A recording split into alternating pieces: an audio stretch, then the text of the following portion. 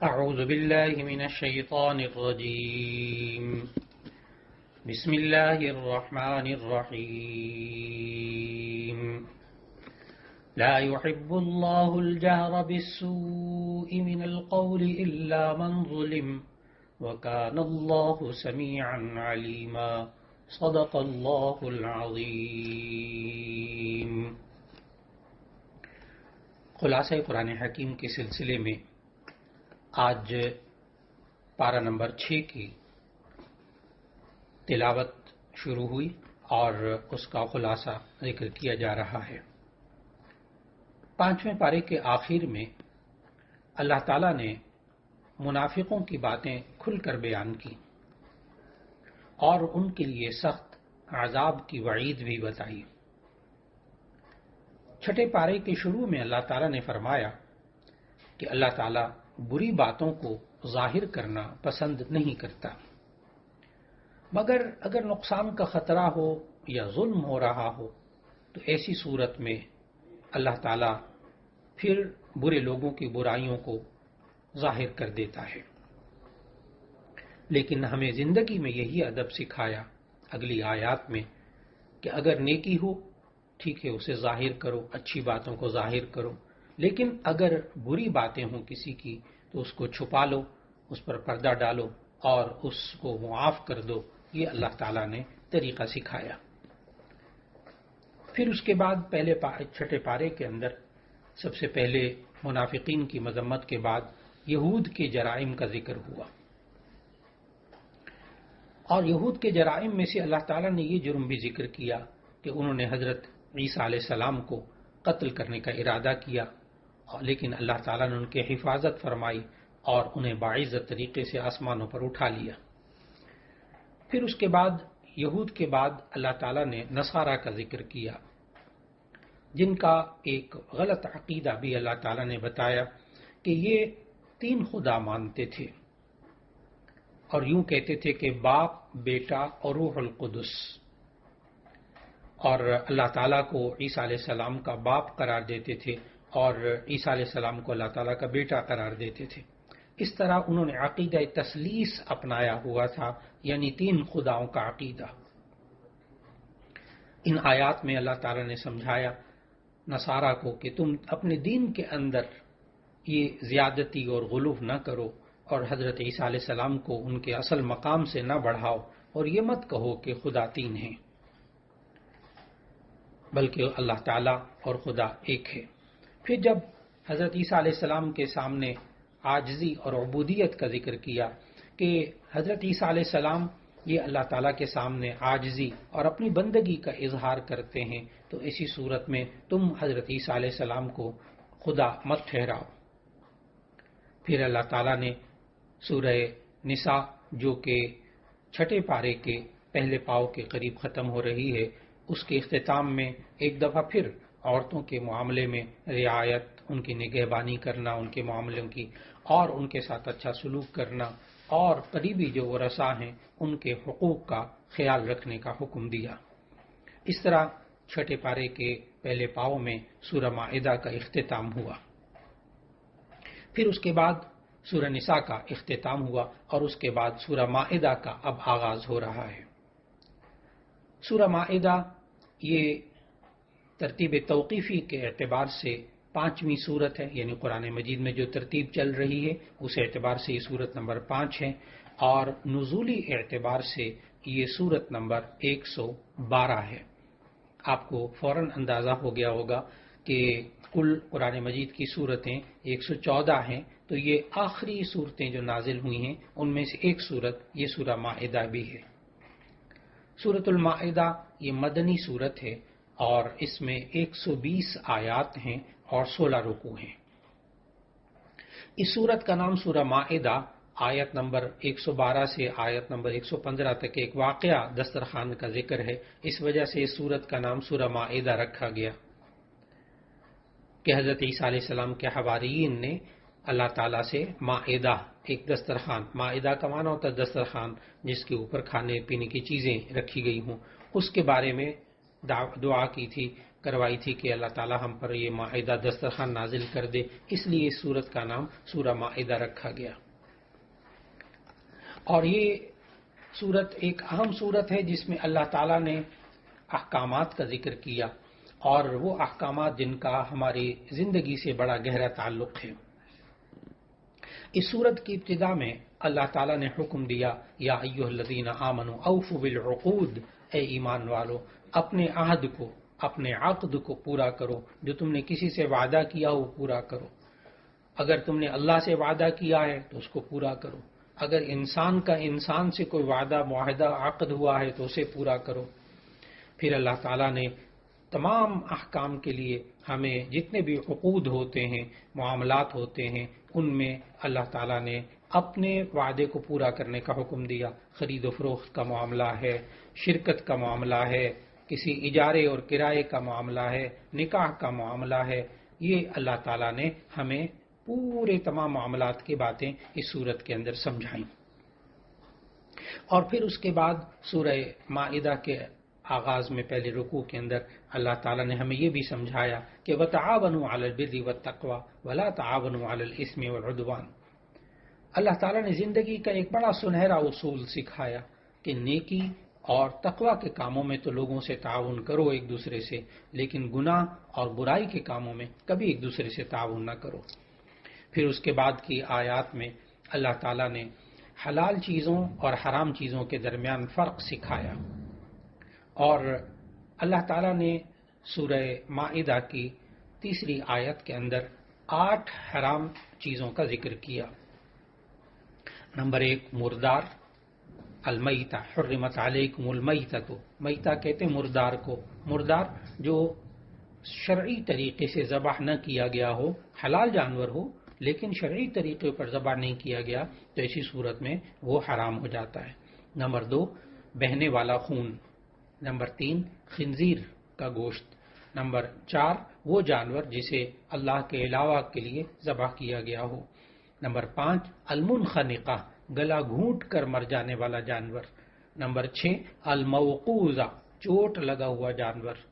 Number 7 المتردیہ، اوپر سے نیچے گر کر مر جانے والا جانور۔ نمبر 8 النطیحہ، سینگ لگ کر مارا ہوا جانور، ایک جانور نے دوسرے کو سینگ مارا، وہ مر گیا۔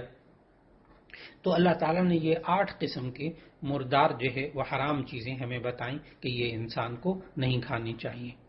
البتہ یہ بھی سمجھایا کہ اگر مجبوری کی حالت ہو، اضطرار کی حالت ہو، جان کو خطرہ ہو تو ایسی صورت میں اگر کوئی کھا لے گا تو اسے گناہ نہیں ہوگا۔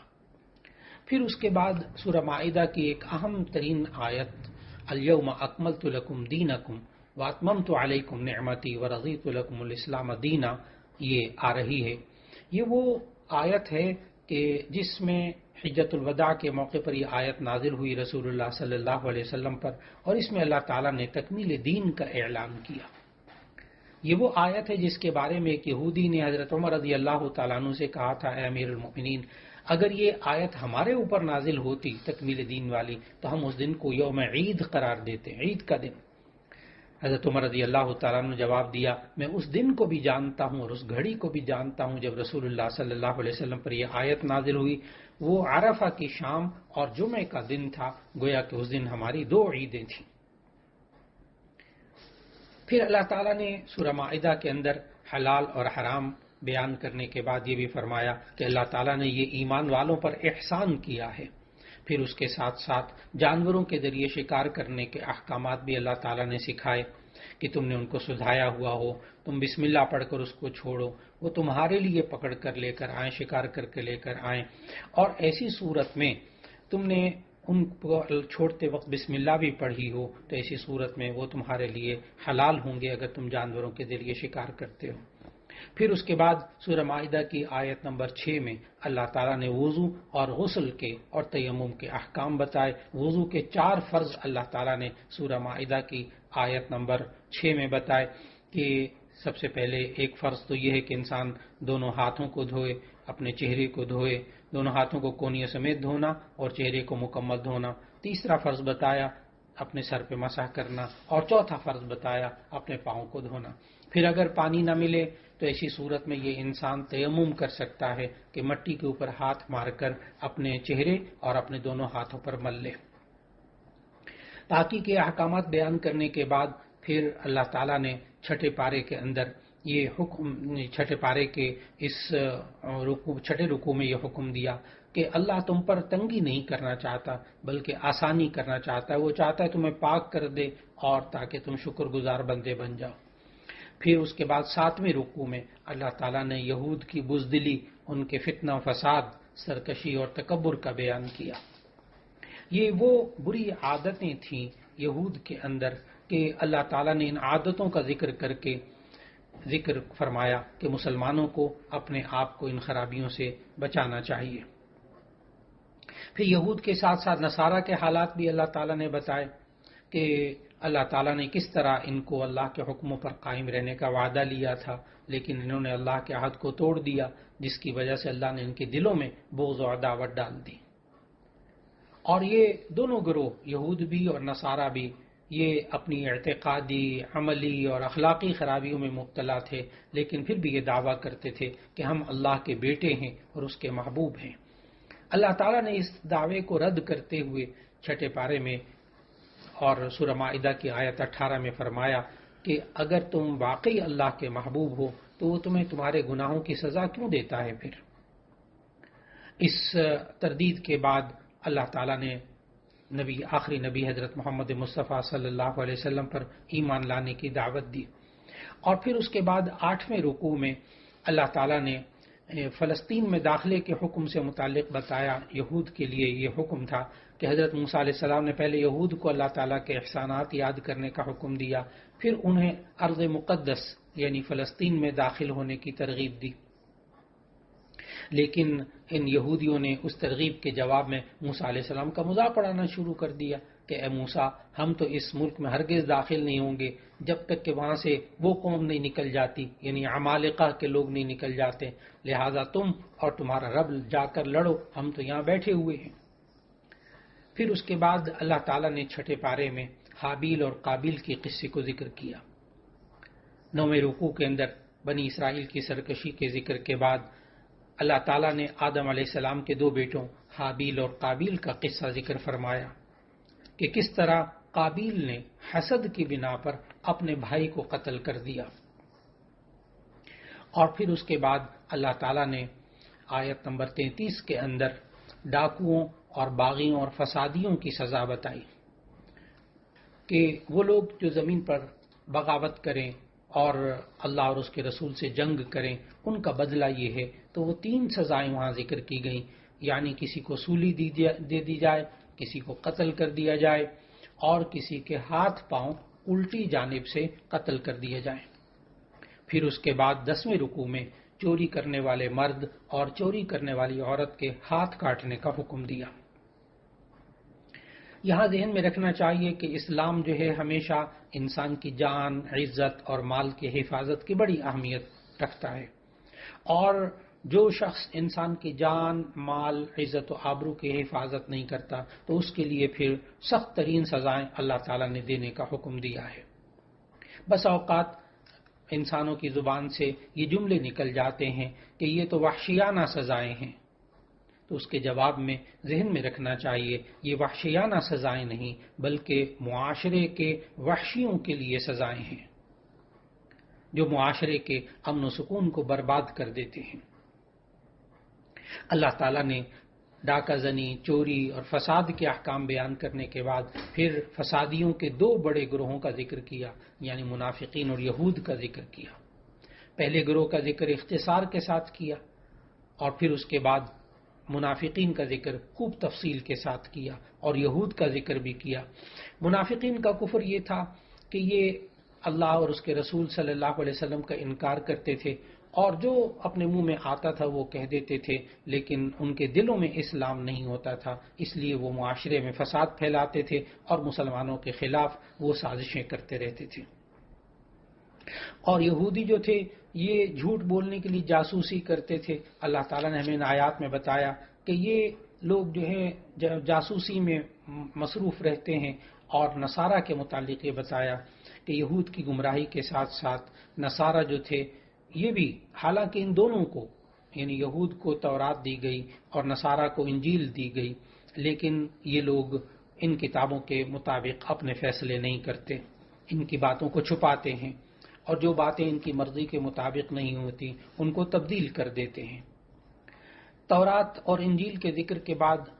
چھٹے پارے میں پھر اللہ تعالیٰ نے قرآن مجید کا ذکر کیا کہ یہ قرآن حکیم ہدایت اور گمراہی میں فرق کرنے والا ہے اور یہی کتابوں کا محافظ ہے۔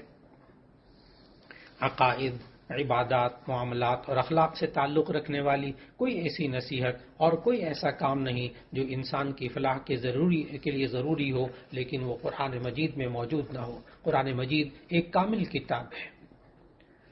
پھر اللہ تعالیٰ نے آیت نمبر 51 میں یہود و نصارہ سے قلبی دوستی کا ذکر کیا، مسلمانوں کو سمجھایا کہ یہود و نصارہ کے ساتھ قلبی دوستی نہ رکھو کیونکہ وہ امت مسلمہ کے سخت ترین دشمن ہیں۔ اللہ تعالیٰ نے فرمایا، اے ایمان والو، تم یہود و نصارہ کو دوست نہ بناؤ، وہ آپس میں ایک دوسرے کے دوست ہیں، اور تم میں سے جو ان سے دوستی رکھے گا وہ انہی میں سے ہوگا، بے شک اللہ تعالیٰ ظالم قوموں کو ہدایت نہیں دیتا۔ یہاں مفسرین نے ہمیں سمجھایا کہ دراصل 4 چیزیں الگ الگ ہیں۔ یہ بہت سے لوگ الجھتے ہیں ان آیات کو پڑھنے کے بعد کہ کیا پھر ہم یہود و نصارہ سے کیا بزنس نہیں کر سکتے، تجارت نہیں کر سکتے، کیا ان کے ساتھ دفتروں میں اٹھنا بیٹھنا ہوتا ہے، ان علاقوں میں رہنا ہوتا ہے، ہم کیا کریں؟ تو اس کا جواب مفسرین نے ان آیات کی روشنی میں یہ دیا کہ دراصل ایک ہے معاشرت، ایک ہے معاملات، ایک ہے مواسات، ایک ہے موالات۔ ان 4 لفظوں کو سمجھ لیا جائے تو یہ الجھن دور ہو جاتی ہے۔ ہم جب قرآن و سنت کا مطالعہ کریں تو ہمیں معلوم ہوا کہ ہم یہود و نصارہ کے ساتھ، کفار کے ساتھ ہم معاشرت رکھ سکتے ہیں، رہنا، سہنا، اٹھنا، بیٹھنا، کھانا، پینا، اگر وہ حلال ہو تو ہم کر سکتے ہیں۔ معاشرت کی اجازت ہے غیر مسلموں کے ساتھ۔ نمبر 2، معاملات کی اجازت ہے، لین دین کرنا، تجارت کرنا، یہ بالکل جائز ہے۔ اور اسی طرح 2 باتیں ہو گئی، معاشرت بھی جائز ہے، معاملات بھی جائز ہیں۔ اور مواسات، غم خاری، دکھ درد میں کام آنا، اگر غیر مسلم بیمار ہو جائے اس کی بیمار پرسی کرنا، اس کے ساتھ تعاون کرنا، مالی تعاون کرنا، اس کی خبرگیری کرنا، اس کے علاج معالجے میں کام آنا، اس کے مصیبت کے وقت میں کام آنا، یہ بھی اللہ تعالیٰ نے ہمیں سمجھایا کہ جو غیر مسلم تمہیں اپنے ملکوں سے نہیں نکالتے، تمہارے مال کو نقصان نہیں پہنچاتے، تمہاری جان کو نقصان نہیں پہنچاتے، تم ان کے ساتھ اچھا سلوک رکھو۔ تو 3 باتیں ہو گئیں، ایک معاشرت بھی ان کے ساتھ جائز ہے غیر مسلموں کے ساتھ، اور معاملات بھی جائز ہیں، مواسات غمخاری بھی جائز ہے، لیکن 4تھی چیز جس سے اللہ تعالیٰ نے آیت نمبر 51 میں منع کیا وہ ہے قلبی دوستی۔ ایسی قلبی دوستی جس کی وجہ سے انسان جو ہے وہ غیر مسلموں والے کام خود ہی شروع کر دے، وہ اپنے ایمان کی بھی حفاظت نہ کر سکے، تو ایسی صورت میں یہ والی دوستی جو ہے اس سے قرآن مجید کے اندر منع کیا گیا۔ یہ بات ذہن میں رکھنے کے بعد بالکل بات واضح ہو جاتی ہے کہ کفار کے ساتھ جب قلبی دوستی لگائی جائے تو اللہ تعالیٰ نے ان آیات میں سمجھایا تو مرتد ہونے کا، بے دین ہونے کا خطرہ ہو جائے تو ایسی صورت میں انسان کو محتاط ہو جانا چاہیے۔ اور پھر اللہ تعالیٰ نے آیت نمبر 54 کے اندر ارشاد فرمایا کہ اللہ تعالیٰ کا دین تمہارا محتاج نہیں ہے، تم اگر دین سے پھر بھی جاؤ تو اللہ تعالیٰ تم سے بہتر لوگوں کو دین کی خدمت کے لیے کھڑا کر دے گا۔ اور فرمایا اللہ تعالیٰ نے آیت نمبر 54 میں، اے ایمان والو، اگر تم میں سے کوئی اپنے دین سے پھر جائے گا تو اللہ ایسے لوگوں کو پیدا کر دے گا جن کو وہ دوست رکھے اور جسے وہ دوست رکھے، اور مومنوں کے حق میں نرمی کریں اور کافروں سے سختی سے پیش آئیں۔ اللہ کی راہ میں جہاد کریں گے وہ لوگ، اور کسی ملامت کرنے والے کی ملامت سے کبھی نہ ڈریں، یہ اللہ کا فضل ہے، جسے چاہتا ہے اللہ جاننے والا ہے اور وہی کشادگی عطا کرنے والا ہے۔ پھر یہود و نصارہ کی دوستی سے منع کرنے کے ساتھ ساتھ سچے اہل ایمان سے دوستی رکھنے کا حکم اللہ تعالیٰ نے دیا، اور اللہ تعالیٰ نے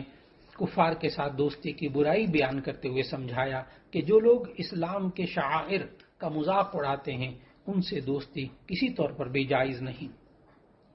یہود و نصارہ کی گمراہیوں میں سے ایک یہ بھی گمراہی بیان کی گئی کہ انہوں نے اسلام اور قرآن کو جھٹلایا، اور نصارہ نے حضرت عیسیٰ علیہ السلام کو خدا کا مرتبہ دیا، جیسا کہ چھٹے پارے کے 14ویں رکوع میں اللہ تعالیٰ نے فرمایا آیت نمبر 75 میں، بے شک وہ لوگ کافر ہوئے جنہوں نے مسیح ابن مریم کو اللہ کہا، اور ان میں سے بعض نے کہ یہ کہا کہ وہ 3 میں سے تیسرا تھا۔ قرآن حکیم نے ان کے غلط نظریے کی تردید کرتے ہوئے فرمایا کہ مسیح ابن مریم اور ان کی والدہ دونوں کھانا کھاتے ہیں، ظاہر ہے کہ جو کھانا کھاتا ہے وہ انسان ہوتا ہے، وہ خدا نہیں ہوتا۔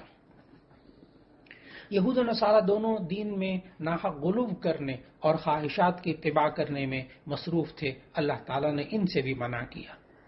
کہ یہ طریقہ یہود و نصارہ کا ہے، دین کے اندر غلو کرنا، انتہائی اندر تک چلے جانا، زیادتی کی حد تک، اور خواہشات کی اتباع کرنے میں لگ جانا۔ پھر چھٹے پارے کے آخری رکوع میں اللہ تعالیٰ نے یہود پر اللہ کی لعنت ارشاد فرمائی اور یوں فرمایا کہ وہ اللہ کی نافرمانی کرتے تھے، حد سے تجاوز کرتے تھے اور ایک دوسرے کو برے کاموں سے منع نہیں کرتے تھے۔ پھر یہ بات سمجھانے کے بعد اللہ تعالیٰ نے ایمان والوں کو سمجھایا کہ دیکھو، امر بالمعروف اور نہی عن المنکر کرتے رہو، ورنہ ایسا نہ ہو جیسے اللہ کی لعنت بنی اسرائیل پر نازل ہوئی، تم پر بھی وہ لعنت نازل ہو جائے۔